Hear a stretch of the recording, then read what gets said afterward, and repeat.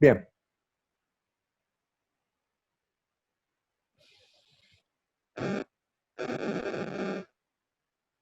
Y lo que hicimos básicamente, chicos, fue, ¿se acuerdan? Saquen sus papelitos, cada uno fue creando su empresa, ¿no?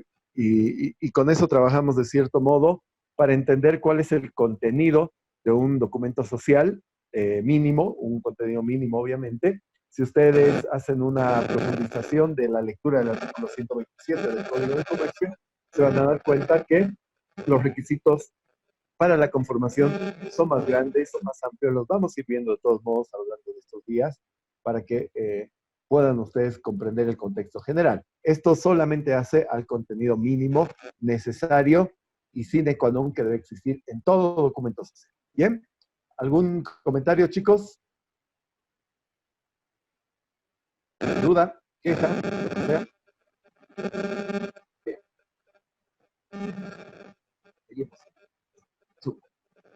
Entonces, hay la conformación de la sociedad como tal, o la conformación de una organización privada que se va a dedicar al comercio y que se conoce con el nombre de sociedad, tiene una característica, y es específicamente esta que ustedes ven en la pantalla, la formalidad y su publicidad. Desde el punto de vista legal, existen una serie de características muy particulares que hacen la esencia de la empresa, ¿ya? Y específicamente una de estas, o una de ellas, es esta. ¿Me están escuchando bien? ¿El audio perfecto? ¿Todo en orden? Está un poco como con zumbido el audio, doctor. Ok, voy a probar otra forma. ¿Sí me he dado cuenta? Ahora, A ver. ¿cómo se escucha ahora? Ahora sí está mejor.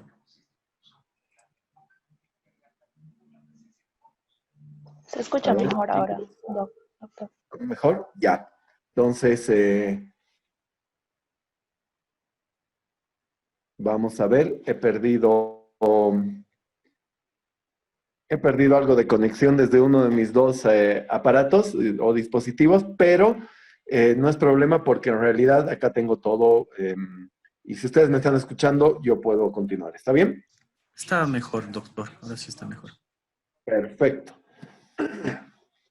Sigamos entonces. Entonces, yo les decía que la publicidad y la formalidad son dos elementos esenciales de la constitución o de la creación de una empresa.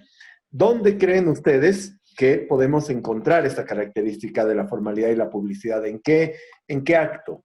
Creo que es de conocimiento de todos, porque en mayor o menor medida tenemos alguna vinculación con la empresa o hemos visto alguna empresa antes. ¿Con el contrato es la formalidad, doctor? De acuerdo. Específicamente, ¿por qué? Debido a que es el documento que da origen a la empresa, ¿no? O sea, sin un contrato no puedes inscribirte, no puedes saber quién eres. Estamos de acuerdo. Pero ¿por qué sería un contrato formal? Porque es el contrato formal. Esa parte faltó. Bueno, supongo está firmada por los accionistas, está firmado por el notario, todo eso que le da formalidad. Va por ahí. Muy bien, Luis. Este tipo de sociedad, los contratos en general, chicos, para el régimen jurídico, se pueden formular de la manera que yo vea conveniente.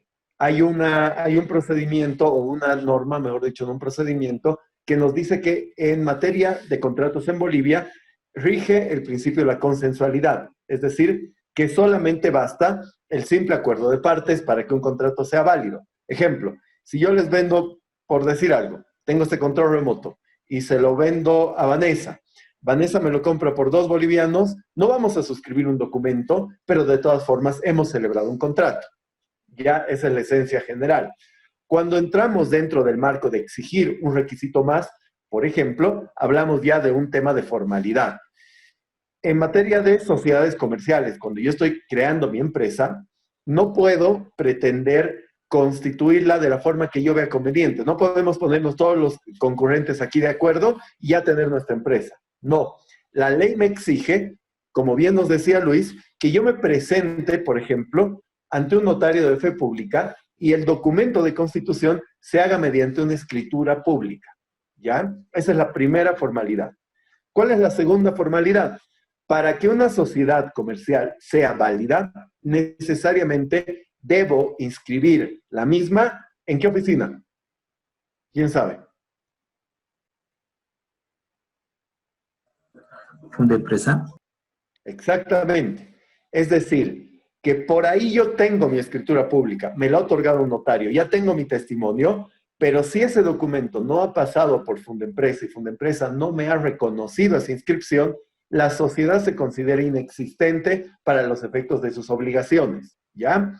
Solamente una sociedad va a ser considerada como válida y existente si cumple el requisito de la inscripción ante el registro de comercio, ¿ya? Segundo punto, entonces ya tenemos, podríamos decir, dos hitos cumplidos específicamente, que sería, por un lado, la formalidad de la escritura pública y en segundo lugar, tenemos la inscripción en el registro de comercio. Bien, ¿por qué se habla de un régimen de publicidad como tal? Y específicamente se habla de un régimen de publicidad por dos cuestiones fundamentales o esenciales. Primero, el registro de comercio, en este caso Fundempresa, cumple labores de publicidad, ¿ya? Esto es un poco complejo de enseñar en un periodo muy inicial, pero lo voy a intentar hacer de la siguiente forma. Se dice que el registro de comercio, por ejemplo, es un registro de carácter público. ¿Qué significa esto, chicos?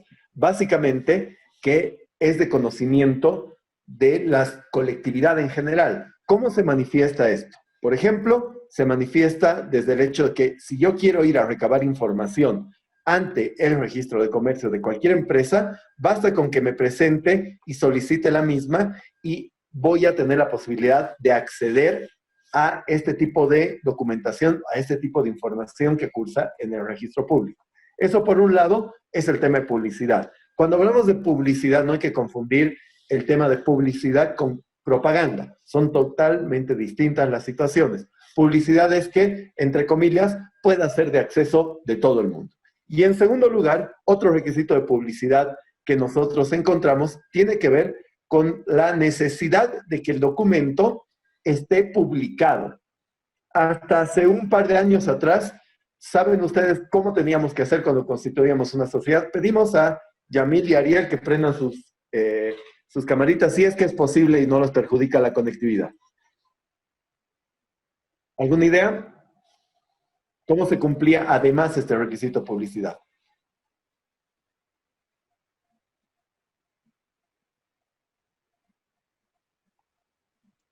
Licenciado o doctor, buenas noches. Hola, bien. Publicar en una prensa nacional de amplia trayectoria 3 veces. Exactamente. El requisito era que nosotros teníamos que ir a un periódico con nuestra escritura de constitución y pagar una publicación. Es decir, que nuestro documento, nuestro contrato social, ese resumen que ustedes han visto, por ejemplo, había que publicarlo para que sea de conocimiento de la colectividad. Este requisito ha sido modificado por la ley de desburocratización y a partir de, creo que es 2018, 2017, no recuerdo bien en este momento, se ha generado lo que se conoce como la Gaceta Electrónica, es decir, un espacio digital donde se realizan esta clase de publicación. Surte exactamente el mismo efecto y esa es la doble vía que cumple la publicidad como característica de una sociedad comercial.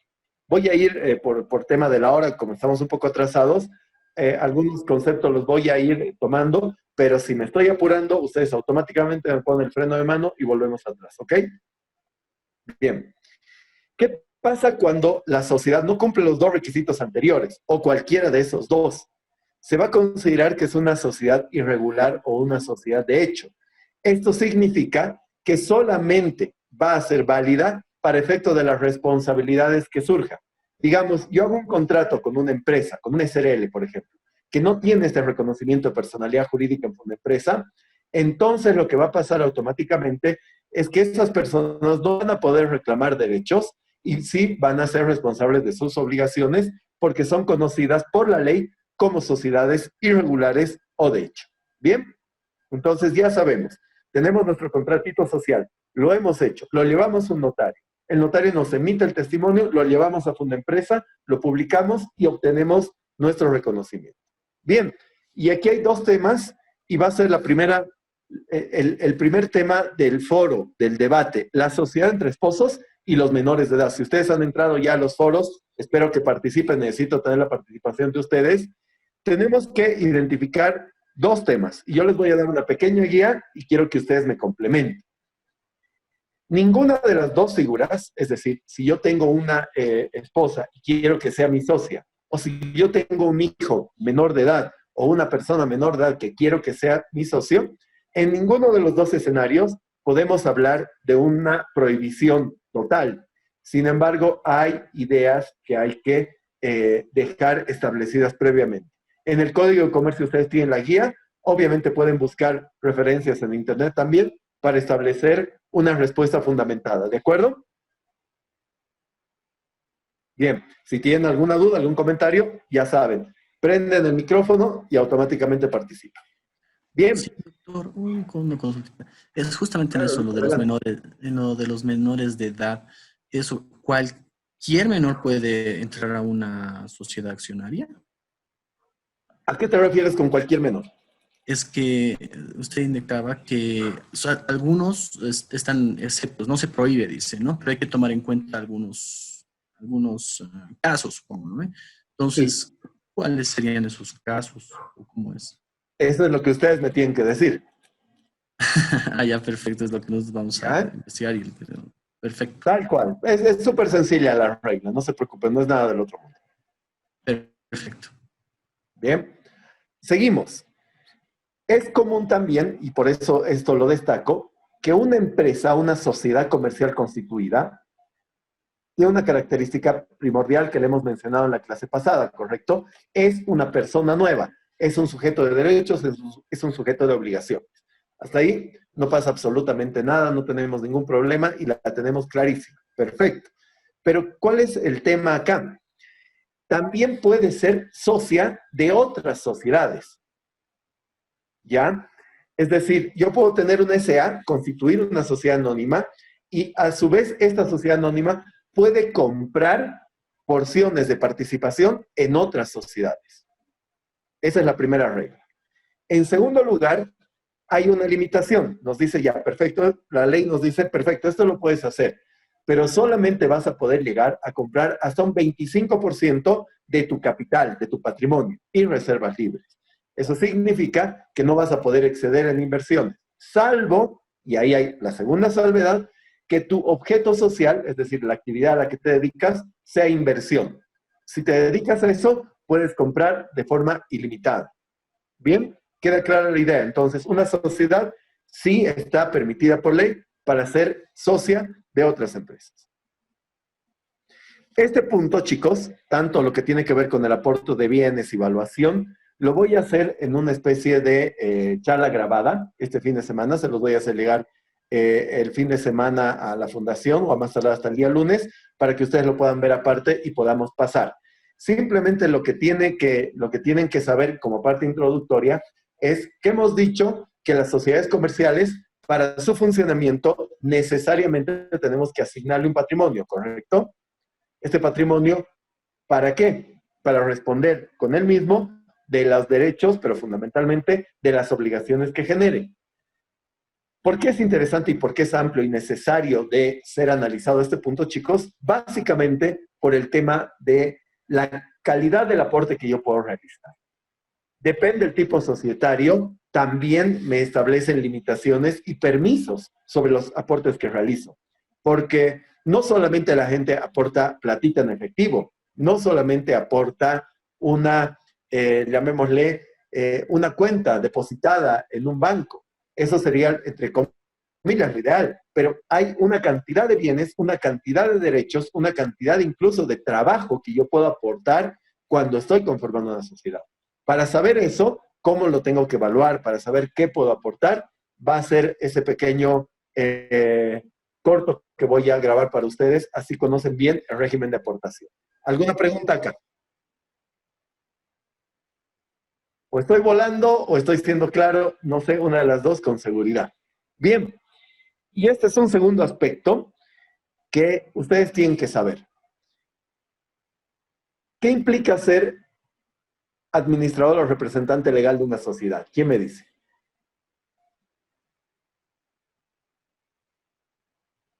A ver, Williams, digamos que yo te designo como representante legal de la sociedad que estamos creando. ¿Qué implicancia tiene eso como efecto? ¿Qué crees tú? Que yo puedo hacer, firmar contratos como representante legal. Súper, También, exactamente. ¿Qué más? también pienso que debía ser como una persona que se dedica a hacer también los contratos, a los aspectos tributarios.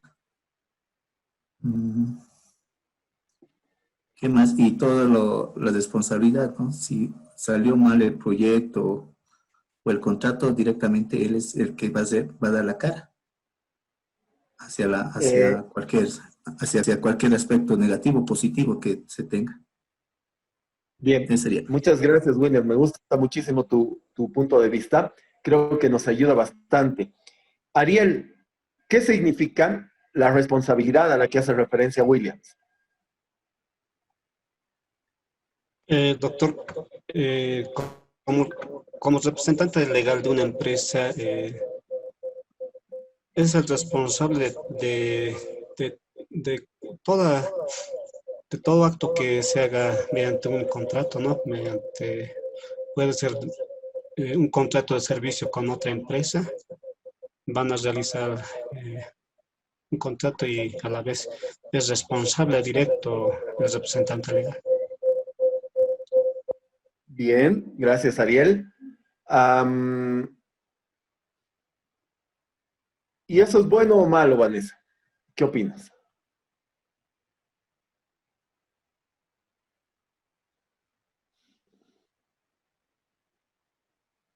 Perdón, doctor, otra vez me puede repetir la pregunta o lo que No, decía el era muy compañero. sencilla. No ¿Es bueno o escuchaba. malo eso?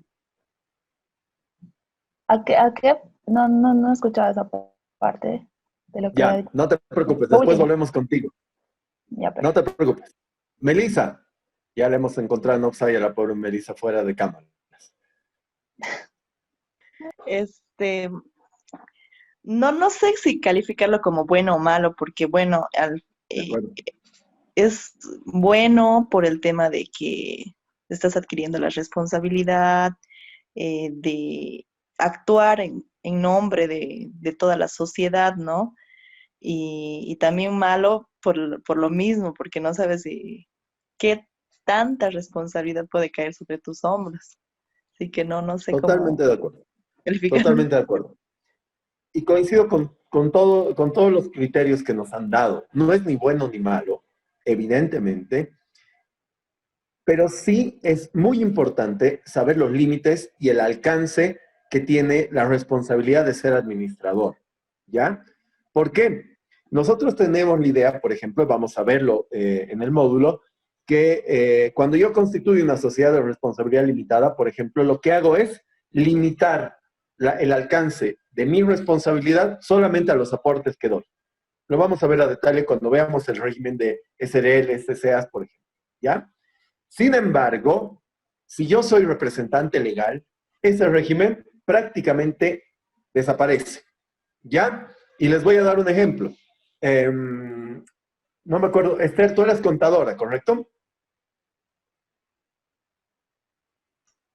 Perdón, dijo usted. Sí. No soy contador. ¿No? No.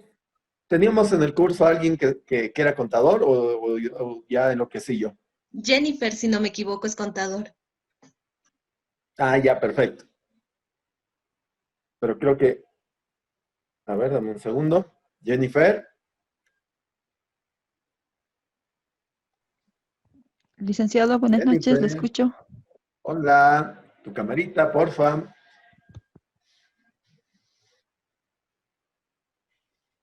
Bien. A ver, Jennifer.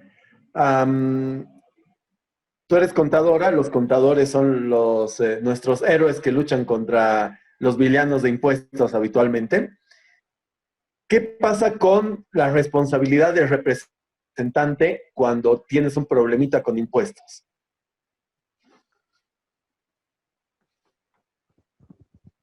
En cambio, cuando es representante, cuando cambian el representante, no se puede pagar impuestos, hasta incluso no se puede ver los extractos bancarios.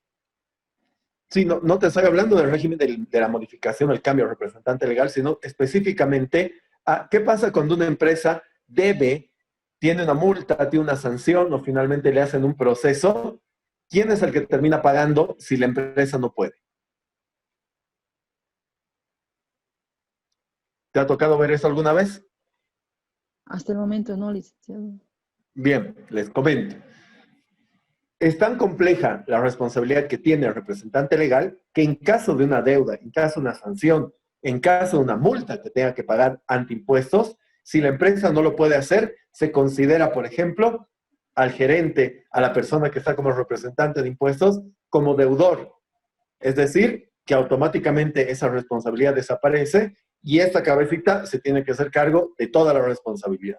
¿Ya? Es importantísimo que sepamos que el hecho de ser representante legal nos va a generar cierto tipo de responsabilidades que en muchos casos son bastante extremas. Bien, queda claro ese tema. Entonces, la responsabilidad del administrador muchas veces supera incluso la misma de la propia sociedad como tal. Sí, siguiente pregunta, dentro de los aspectos generales que hacen a todas las empresas. ¿Qué es una reserva legal? ¿Alguien sabe?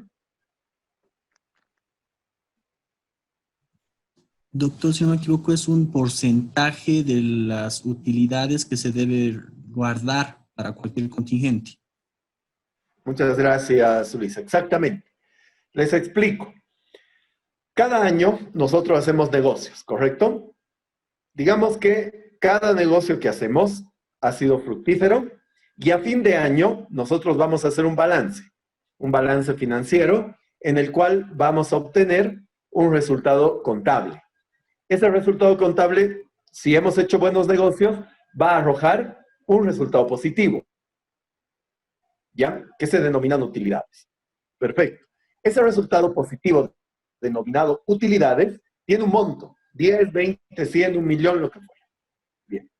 La ley nos dice que de ese resultado positivo nosotros tenemos que reservar, es decir, sacar un 5% de ese 100% que hubiéramos obtenido y ponerlo, disculpen el término, pero es así, y ponerlo en una cuenta especial llamada reserva legal. No lo puedo tocar, no puedo hacer absolutamente nada. Tengo que separar el 5% de mis utilidades y destinarlo a esa cuenta en particular. Hasta ahí no hay problema, ¿correcto? ¿Cómo se conforma la reserva legal? En el tiempo, ustedes cada vez que tengan utilidades, 5%, la ponen ahí. Y van aumentando, hasta que llega a ser esta cuenta de reserva legal el equivalente al 50% del capital de la sociedad. Una vez que se llega al 50%, digamos, aspiracionalmente hablando, ya no están obligados a seguir engrosando esa cuenta. ¿Claro? Bien, sorprendente cómo estamos pudiendo avanzar de rápido. Entonces, teniendo en cuenta este marco genérico, obviamente nos falta una parte fundamental que es la de los aportes, pero yo se las voy a completar. Nos toca empezar a hablar de las sociedades en particular, ¿ya? Y estoy avanzando así de rápido porque en realidad de eso se trata, dado que tenemos solamente 4 clases específicas dirigidas a sociedades comerciales. Las sociedades, en cuanto a su naturaleza, en cuanto a su forma de organización, tienen diferente calidad, ¿ya? ¿Se acuerdan ustedes que la clase pasada hablábamos de tipos de sociedad, de tipos societarios? Y yo les hice una especie de escritura de cada tipo societario. la sociedad colectiva, comanditaria simple, SRL, SA, comanditaria por acciones y la asociación accidental como un régimen distinto. ¿De acuerdo? ¿Se acuerdan todos? Bien, solamente Luis me acompaña, pero espero que eso implique que todos se acuerden. La sociedad, las sociedades, de acuerdo al tipo societario, valga la redundancia, se organizan por características particulares. Y encontramos dos tipos de sociedades de acuerdo a esa naturaleza. Por un lado están las sociedades de tipo personal. ¿Qué significa esto? Que son sociedades cuyos vínculos están conformados en mérito o en función de las relaciones y vínculos personales que tienen cada socio en común. Dicho de otra forma, la causa que ha dado origen a la conformación de la sociedad es el vínculo personal que cada uno de los socios tiene entre sí. Y un ejemplo les voy a poner que les puede parecer una locura, pero quiero ver dónde estamos situados. Ustedes, y levanten la mano o tomen la palabra, ¿quién haría negocios? ¿Quién se asociaría con alguien que no conoce en su vida?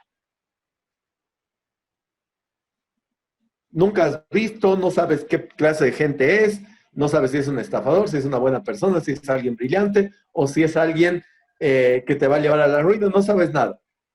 ¿Te asociarías con esa persona? ¿Generarías una sociedad con esa persona? Alguien me dice que sí, por las cabecitas veo que nadie. De acuerdo. Bien. Ahora les voy a hacer una segunda pregunta. Nómbrenme una empresa en la que ustedes quisieran tener parte de la titularidad, es decir, que la que quisieran ser, aunque sea una pequeña parte, dueños. Boliviano del exterior, cualquiera.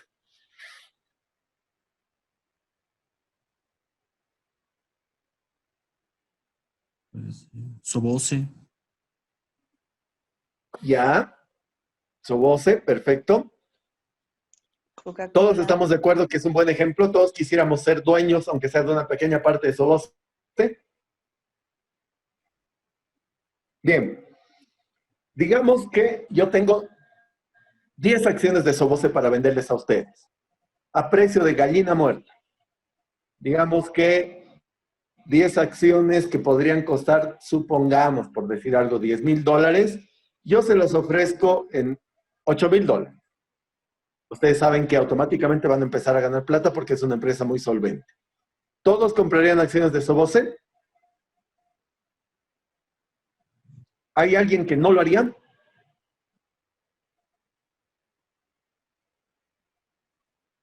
Se entiende que ustedes tienen los $8,000 y esto es una imaginación, ¿eh? Yo tampoco tengo las acciones para venderles, por si acaso.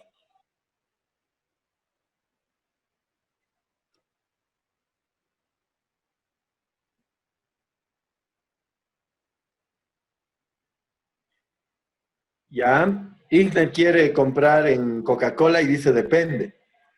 ¿No puedes hablar, Igner? A ver qué nos chatea. No, buenas noches. Hola, Igner. Sí puedo hablar. No, lo que estaba pensando era de Coca-Cola en la primera pregunta y en la segunda es dependiendo. ¿Por qué?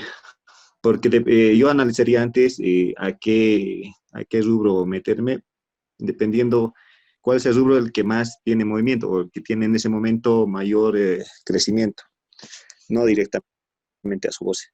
Por eso digo depende. Ya, de acuerdo. Evidentemente, tienes que analizar las condiciones del mercado y hacer un montón de análisis para gastar una suma de ese tipo. Estoy totalmente de acuerdo. Pero si yo les digo que todos ustedes han sido contradictorios en sus dos respuestas, ¿me entenderían?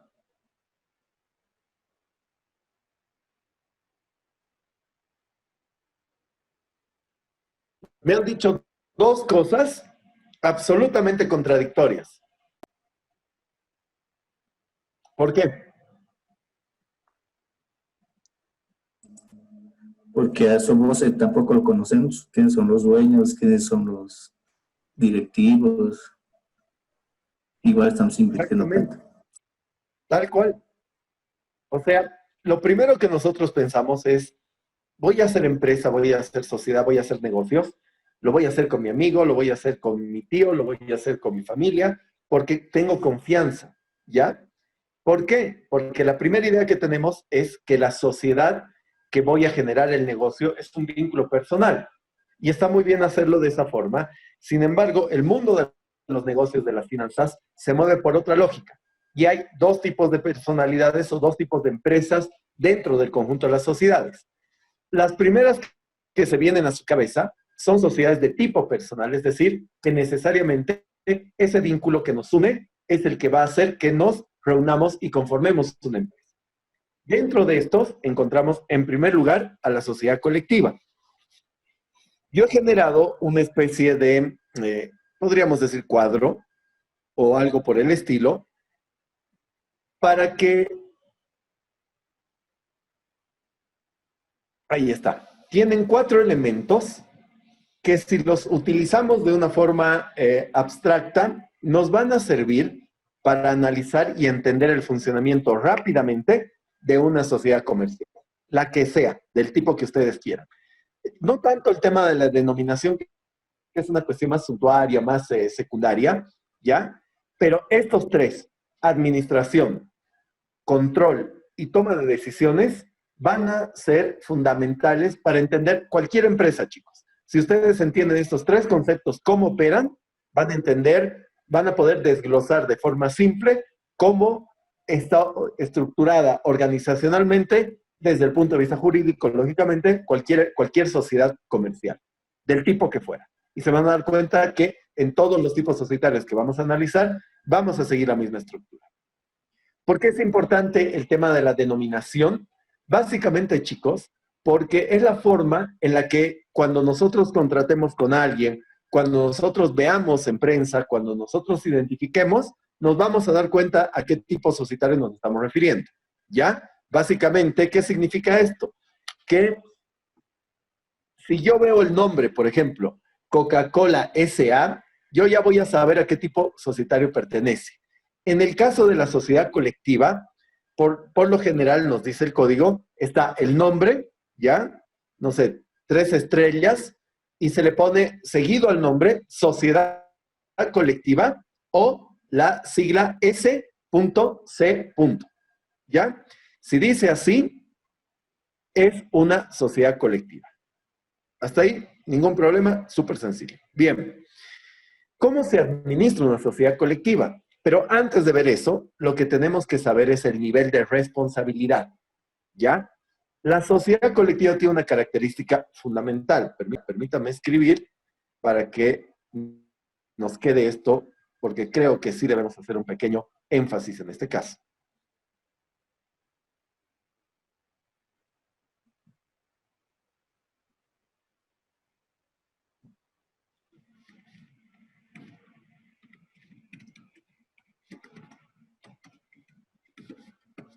Bien.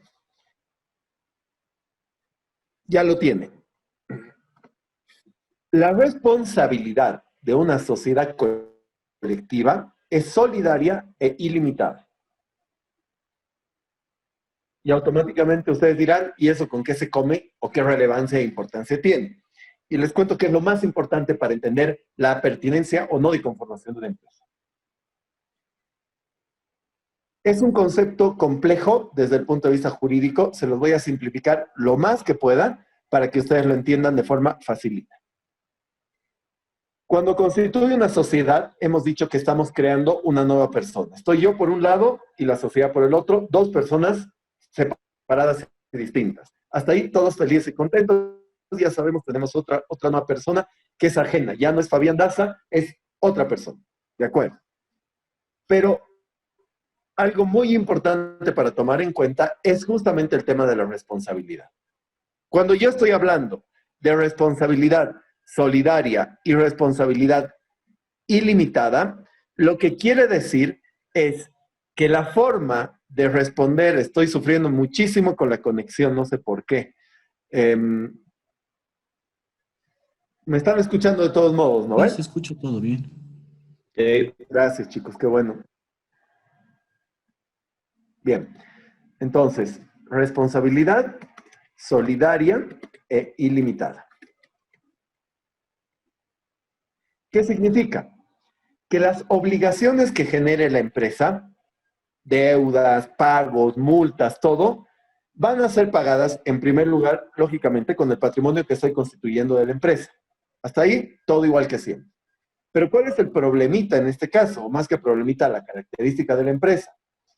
Que si la empresa empieza a generar más deudas, más obligaciones, más sanciones o lo que fuera, que deriven en una necesidad de que yo pague más platita, lo voy a tener que hacer con mi propio patrimonio si soy socio. Esto significa que la responsabilidad es ilimitada. ¿De acuerdo? O sea, cualquier problema, cualquier obligación que genere la sociedad y que el pago no alcance con su propio patrimonio, va a responder el patrimonio de cada uno de los socios. ¿Qué significa el tema de que sea solidario? Básicamente, para ponérselo todavía más sencillo aún, es que el acreedor, la persona a la que la empresa le debe, tiene la opción de cobrarme a mí primero antes que a la sociedad. ¿Por qué? Porque soy deudor solidario. Si ve, por ejemplo, yo soy acreedor de ustedes, ya, y ustedes han constituido una sociedad que la veo medio tambaleante y tengo dudas, pero sé que Luis es una persona acaudalada, la ley me faculta cuando la deuda o cuando la responsabilidad es solidaria a que yo pueda ir en primer lugar y exigirle el pago a Luis, por ejemplo. ¿Ya? Entonces, ese es el tipo de responsabilidad que se tiene en la sociedad colectiva. Los socios son responsables, solidarios e ilimitados. O sea, responden con su propio patrimonio por las obligaciones que generan. ¿Clarísimo como el agua o más o menos? Cualquier duda, porque esto es sumamente importante para entender el régimen de las sociedades en general. Eso Bien. es para sociedad colectiva, ¿no, doctor? Estamos en sociedad colectiva, exactamente. Muy bien. Bien, seguimos.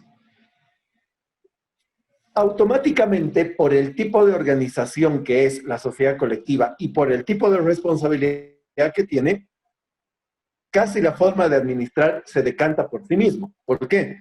Si yo voy a responder con mi propio patrimonio, ¿quién va a administrar la empresa?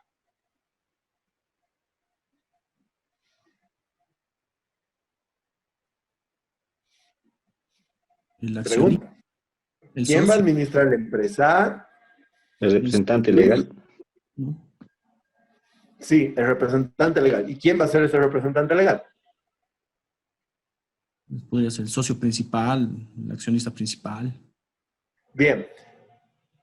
Primer tema de terminología, se lo graban en el disco duro para siempre, ¿ya? Es muy habitual, es un tema fundamental. Accionista solamente se aplica a dueño de acción en una sociedad anónima.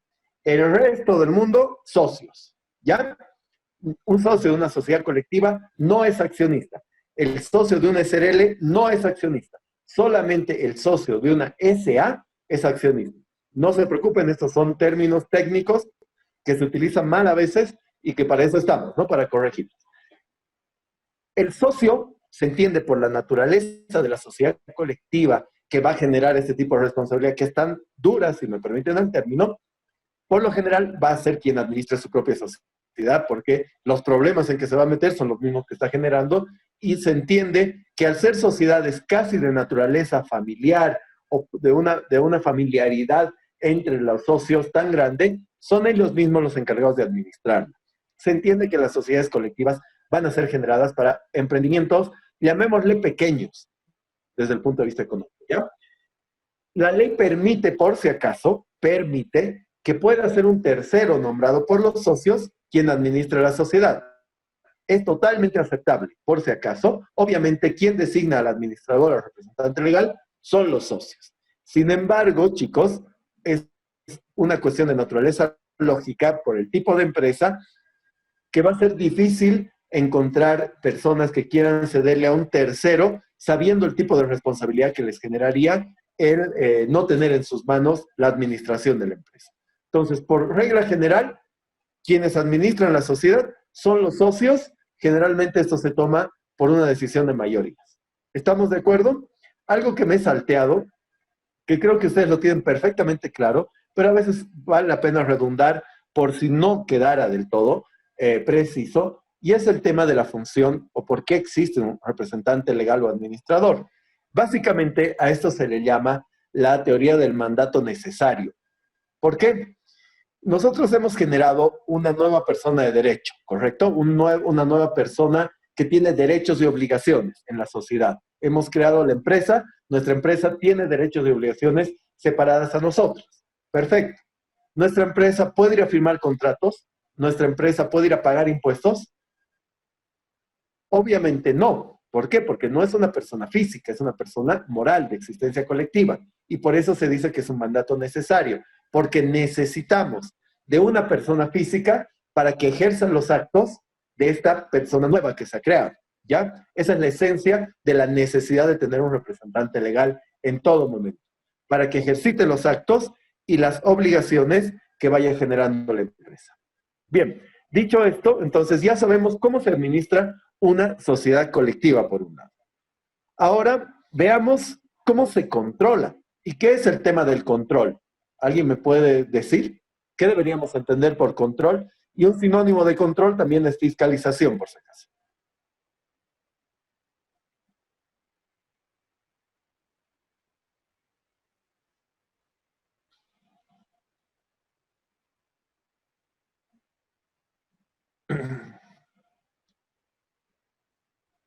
¿Será importante este tema para la sociedad? Más o menos secundario. ¿Qué opinan? Lice, buenas noches. Sí, Sí. el tema de control en cualquier parte, digamos, es necesario, y más cuando hay una sociedad. Los otros socios que no están siendo parte de la administración tienen que fiscalizar todo este tema, ¿no? De los ingresos, de las utilidades y todo lo concerniente a la empresa. Lo veo por ese lado. Socios que no están siendo parte de... Se me ¿Perdón? perdió, Esther, perdón. Socios que no estén siendo parte de ¿qué? Que no estén llevando la administración, porque hemos dicho, ¿no?, que una sola persona estaría administrando la sociedad, pero existen otros socios. Tal cual, no lo podría, yo no lo hubiera dicho mejor. Hay una regla que establece que el que administra, obviamente ya tiene en su mano y conocimiento todo lo que pasa en la sociedad, los negocios, los contratos, las obligaciones, las deudas, las multas y todo lo que, los problemas y todo lo que se nos pudiera ocurrir, ¿de acuerdo? Bien, pero pasa que existen otros socios, porque por si acaso solamente añadiría una cosa. Puede administrar una empresa 2, 3, 1, 20 personas, las que nosotros querramos. Es una cuestión de organización interna, ¿ya? Sin embargo, van a haber socios, o es común que existan socios, que no administran la empresa. Entonces la ley les faculta las actividades de control y de fiscalización. Como es una sociedad pequeña, ¿de quién será la obligación o de quién será el derecho de ejercer la fiscalización? Específicamente de los mismos socios que no administran la sociedad. Bien, claro hasta ahí. Súper. Toma de decisiones. ¿Qué es la toma de decisiones? Generalmente asociamos la toma de decisiones con la administración de la sociedad, pero en realidad acá estamos hablando de una especie de órgano que está por encima del gerente, del administrador. ¿Y cuál es ese órgano? En la sociedad colectiva, la reunión de socios. ¿Ya? ¿Por qué? Básicamente porque la reunión de socios designa a quién va a ser el administrador de la sociedad. La reunión de socios aprueba cualquier modificación a la estructura de la empresa. La reunión de socios aprueba la gestión del gerente al finalizar el año. La reunión de socios es como una especie de órgano máximo, supremo, que va a tomar las decisiones más importantes de la sociedad. ¿Cómo se toman esas decisiones? En casi todas las sociedades está en función de las aportaciones. Es decir, se hace un régimen de mayorías y minorías que tiene mucha relación a la cantidad de platita que yo pongo. ¿Ya? Habitualmente casi todas las empresas funcionan bajo este régimen, pero la sociedad colectiva, al ser una organización con este tipo de responsabilidad, podría tomar algunas reglas particulares. Por ejemplo, la ley te dice, Si queremos admitir un nuevo socio dentro de la sociedad, todos los socios tienen que estar de acuerdo. Es decir, ya no se sigue el principio de mayorías o minorías ni nada por el estilo, sino se pide que absolutamente todos los socios entren en concordancia para ese tipo de decisión. Hay cuestiones de esa manera. Esto lo estamos pasando súper rápido, no por una cuestión de tiempo, sino fundamentalmente porque las sociedades primeras que vamos a ver prácticamente no existen ya en Bolivia. Sobre todo por el tema de responsabilidad, les soy sincero. Bien, dudas sobre la sociedad colectiva. Preguntas. Una consulta. Claro. ¿En qué documento se plasmaría la toma de decisión de la reunión de socios y con las demás sociedades, ¿no? A diferencia con las demás sociedades. Gracias, Igner.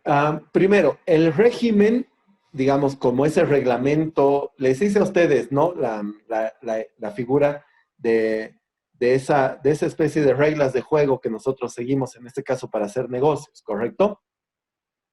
Bien. Esas reglas de juego que vamos a tener desde el punto de vista general están en un documento que es la escritura de Constitución Social. Si la escritura de Constitución Social no preveyera absolutamente nada, necesariamente tendremos que ir a revisar el Código de Comercio, qué dice sobre este tema. Pero se supone que tiene que ser el contrato social quien te dé las reglas de juego generales. Y cada una de las decisiones o de las reuniones que se tomen ya en particular, en específico, nos reunimos el día 15 de agosto, todos los señores A, B, C, a horas 11:30 para tomar las siguientes decisiones, figuran en un documento que se le llama Acta de Reunión de Socios. Y ahí sabemos qué hemos dicho, qué hemos votado en particular. Se lleva un registro de eso. ¿Te queda más o menos claro, querido Igner? Sí, sí. Me imagino que los demás tipos de sociedades se me ha perdido la última parte. Los distintos. Pero en los otros tipos societarios vamos a ver la configuración de socios, sobre todo en SRL y SA, que es de más interés para ustedes, con muchísimo más detalle. No te preocupes de eso. Gracias. Seguimos, salvo que tengan alguna pregunta. Bien, avanzamos.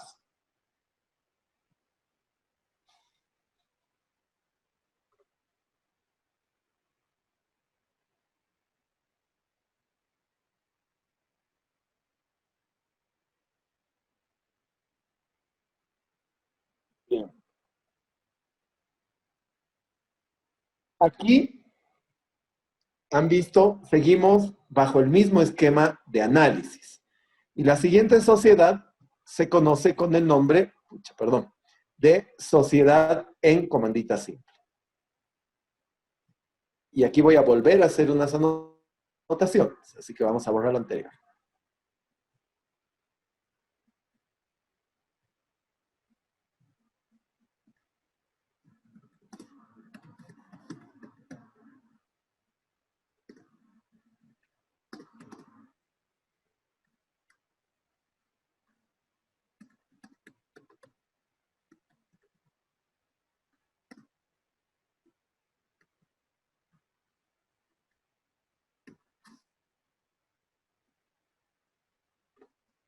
Bien, comenzamos.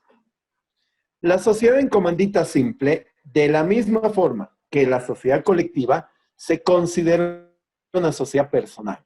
Volvemos al mismo ejemplo.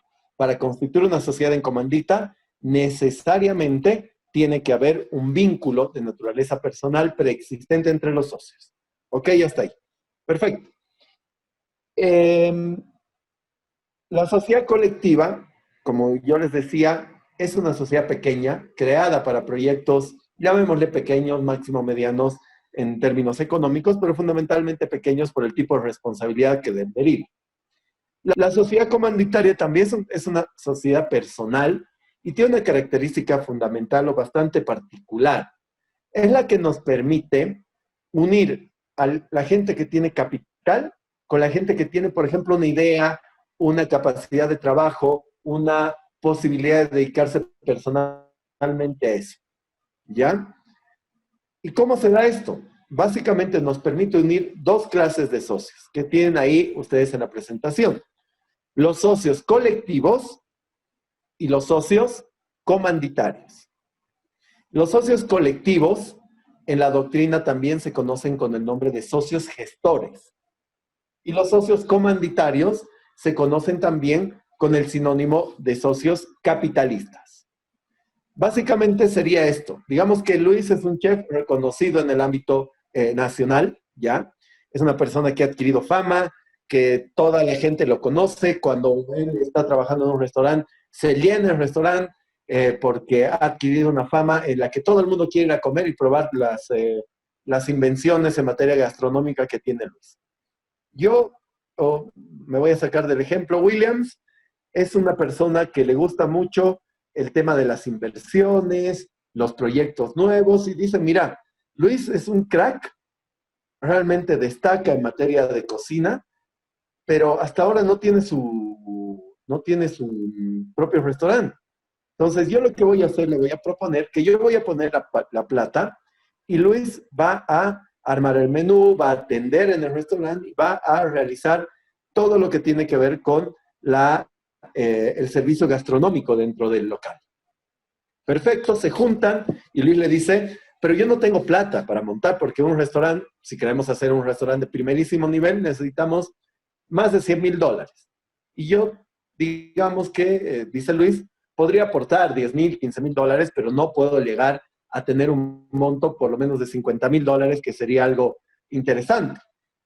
William le dice, perfecto, yo voy a poner la plata para montar el restaurante y tú vas a poner el trabajo.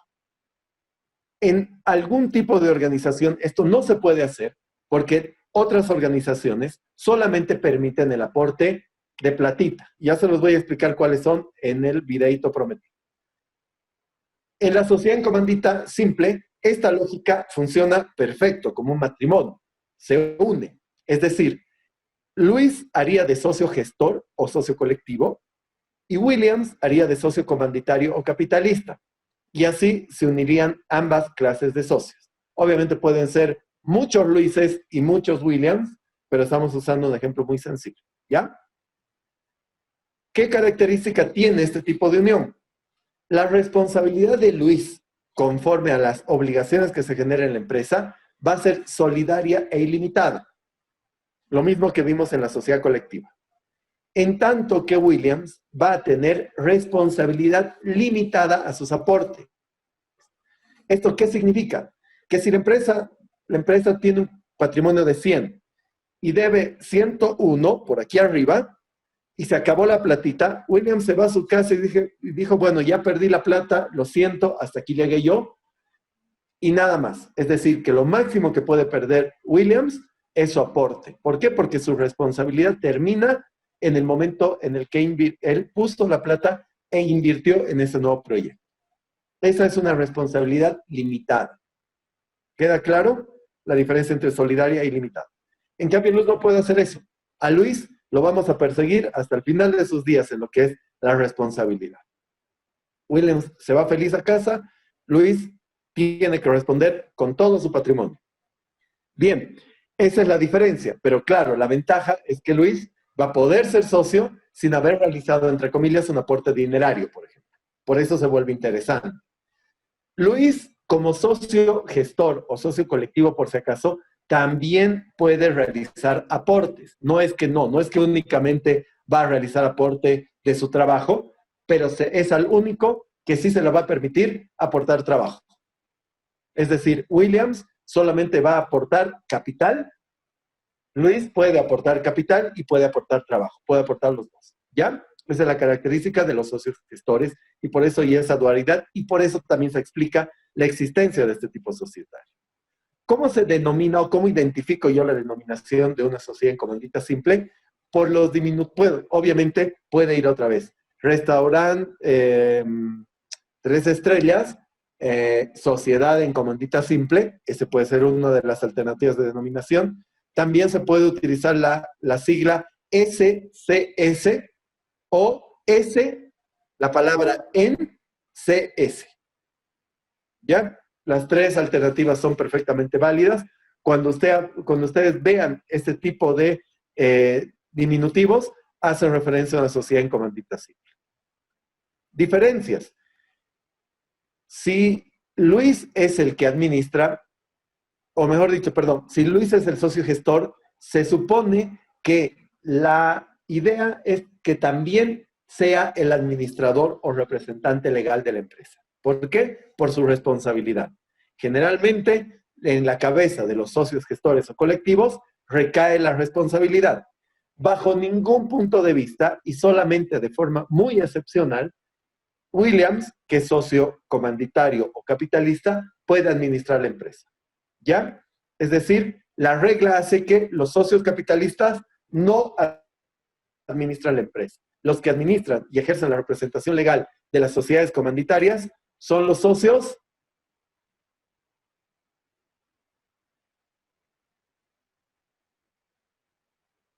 ¿Pregunta? Los socios gestores. Muy bien, Esther. Los socios gestores. ¿Ya? Hay un mecanismo ahí de nominación y elección, pero en general son los socios gestores. ¿Ya? Eso es lo que ustedes tienen que conocer, porque estamos dándoles simplemente bullets para que ustedes vayan construyendo ideas. Si Luis es el que administra, ¿quién va a ser el que fiscaliza?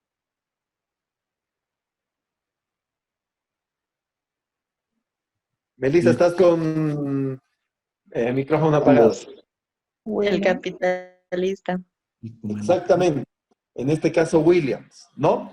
Es decir, el socio comanditario o socio capitalista va a tener a su cargo la posibilidad de controlar o ejercer la fiscalización de lo que esté haciendo Luis. Ya es un derecho también inherente a esta clase de socios.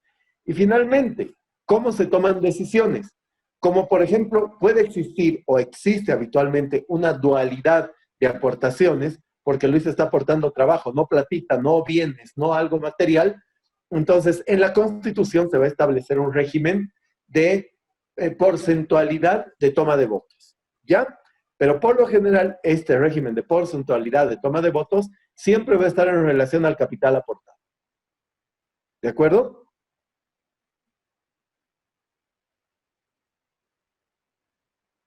El órgano que reúne para la toma de decisiones, una vez más, es la reunión de socios.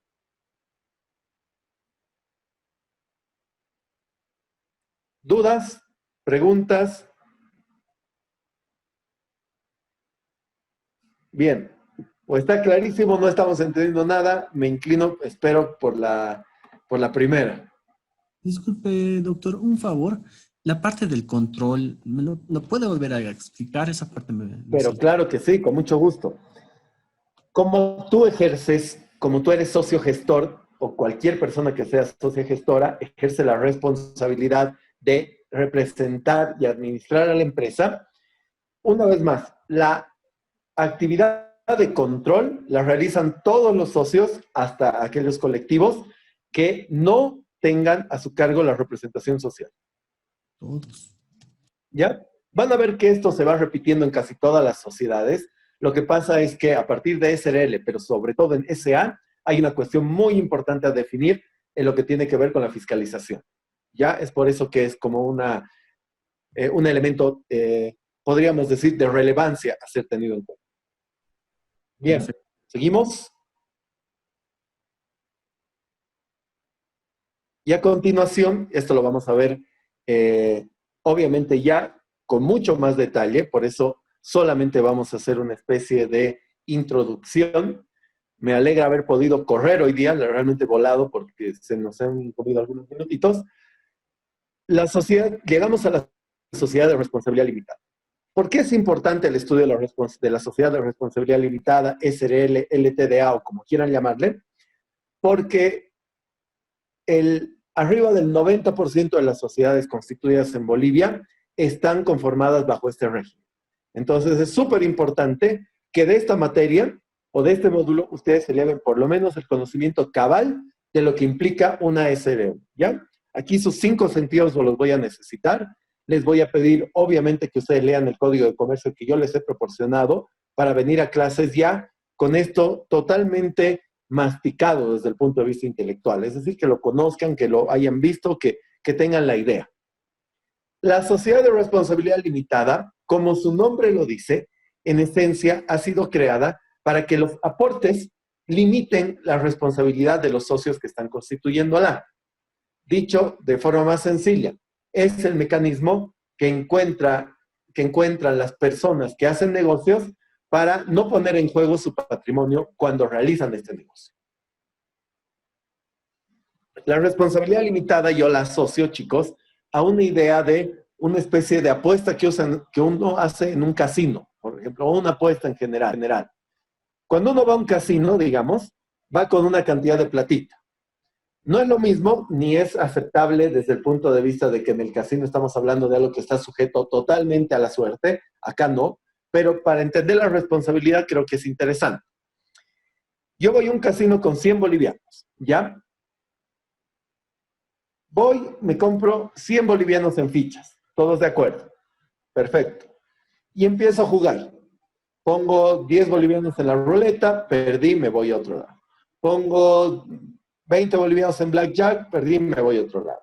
Pongo 50 bolivianos en póker, perdí y me quedan 10 bolivianitos.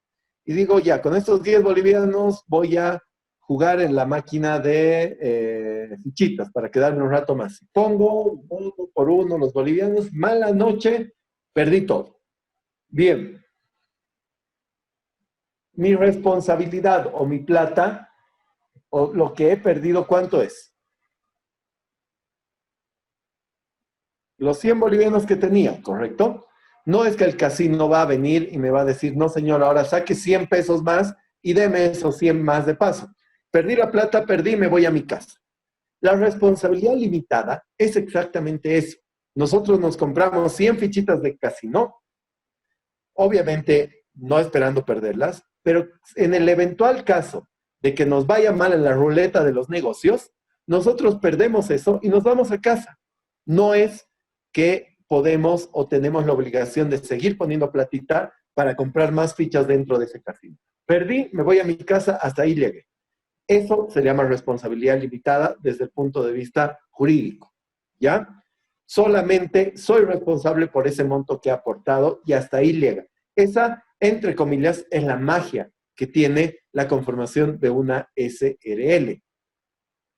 Bien, hemos llegado justo a las 9, así que podemos aprovechar de excedernos unos minutitos para que ustedes me den algunas preguntas, algunas curiosidades que tengan justamente sobre este tema o sobre lo que viene o sobre lo que hemos pasado. Aprovechen que tenemos algunos minutitos todavía.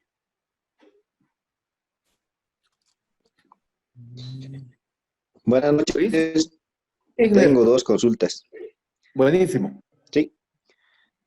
La primera consulta es, si bien yo respondo solamente hasta el capital que, bueno, que he aportado, valga el término, ¿qué pasa si la sociedad entra a una situación en donde las cifras ya son la deuda, por así decirlo, digamos, ¿no? Es la primera pregunta. Y la segunda es, ¿dónde quedan Espera, las te responderé empresas primero la primera. denominadas? Te responderé la primera. Ya. Y después me haces la segunda. Seguimos con el ejemplo del casino. Tú tienes, cuando pierdes los 100 bolivianos en el casino, dos alternativas. ¿Cuáles son esas dos alternativas?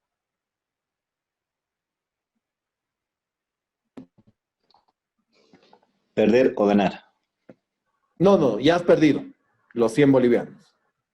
O digamos que has perdido 90. Tienes dos alternativas. ¿Cuáles son? ¿Retirarme o seguir? Ya, pero tienes 10 nomás.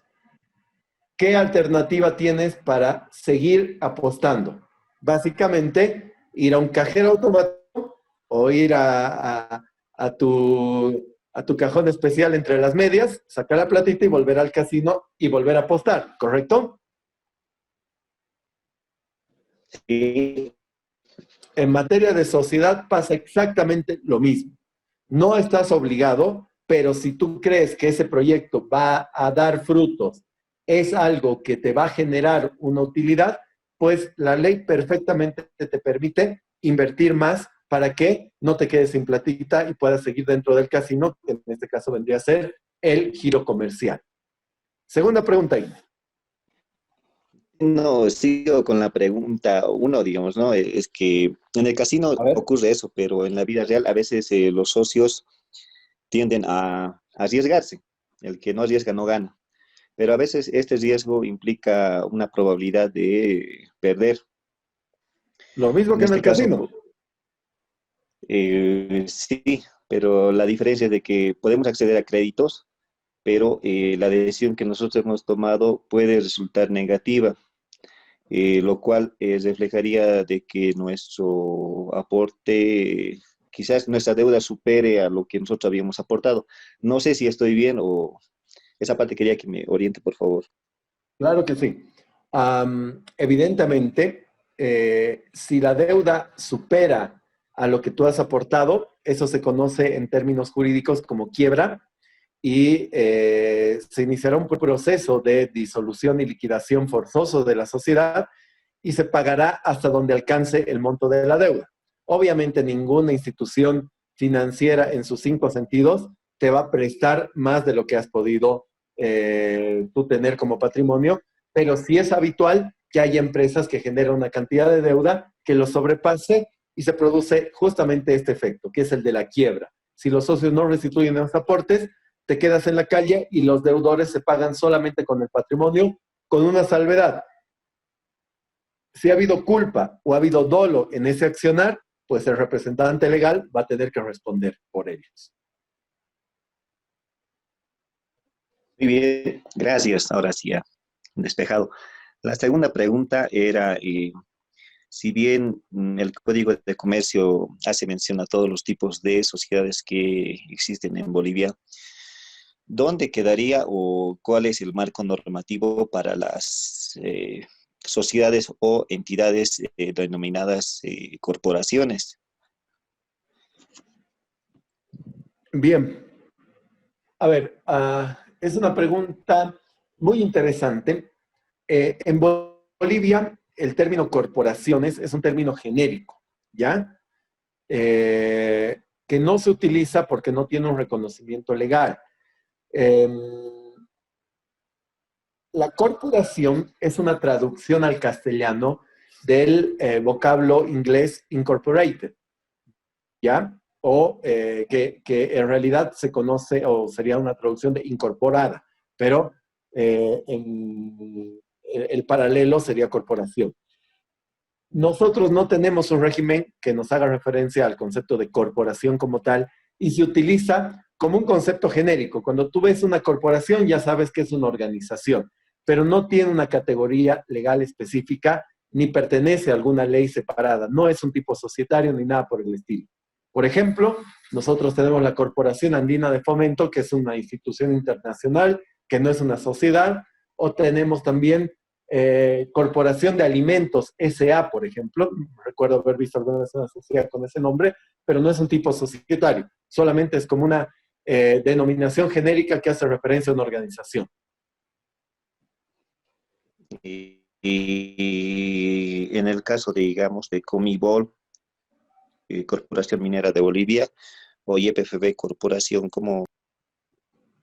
Exacto, porque solamente son tenidos en cuenta como una especie de denominaciones genéricas, no hay una ley que regule. Por ejemplo, la Corporación Minera de Bolivia y YPFB Corporación son empresas públicas. Es decir, el régimen legal al que pertenecen es la ley de la empresa pública como tal.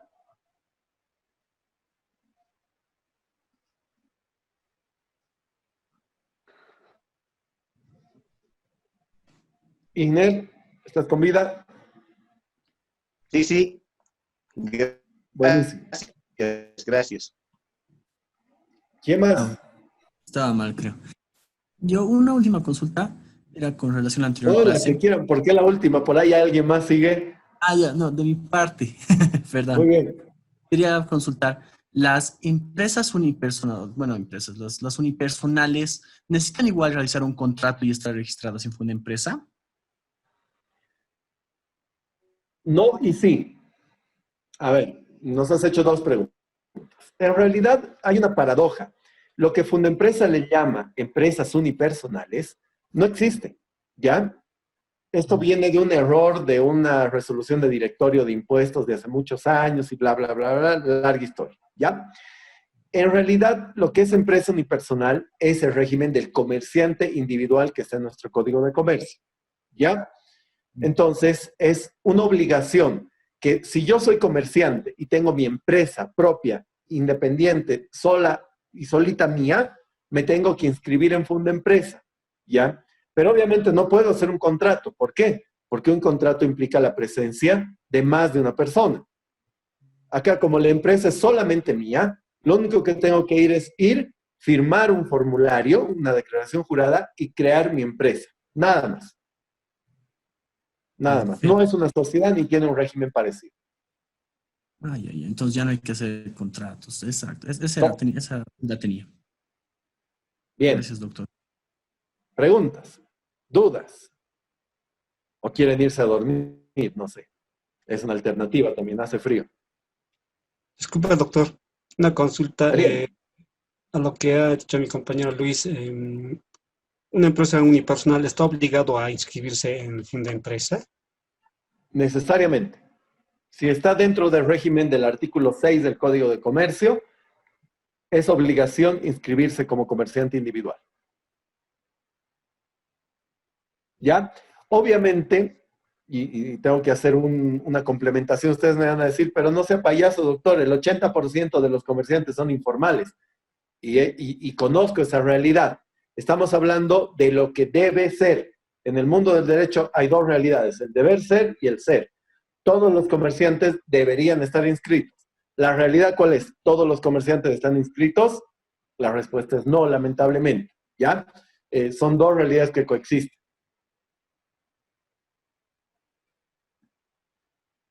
Pero no me digan payaso, es lo que pasa. Solamente.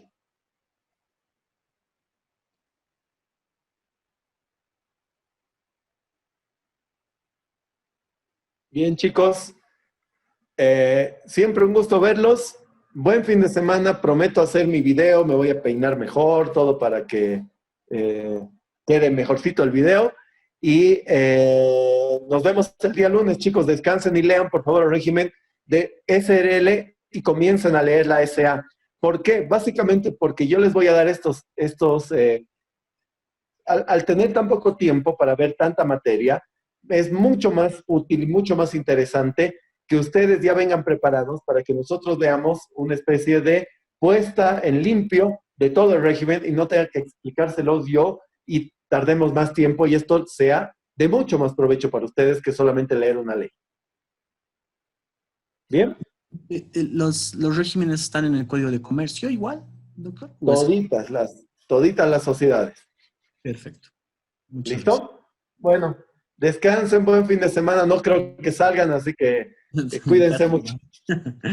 Que descansen, chicos. Buenas noches. Hasta luego, Igual, doctor. Buenas chao. noches, compañeros. Hasta luego, doctor.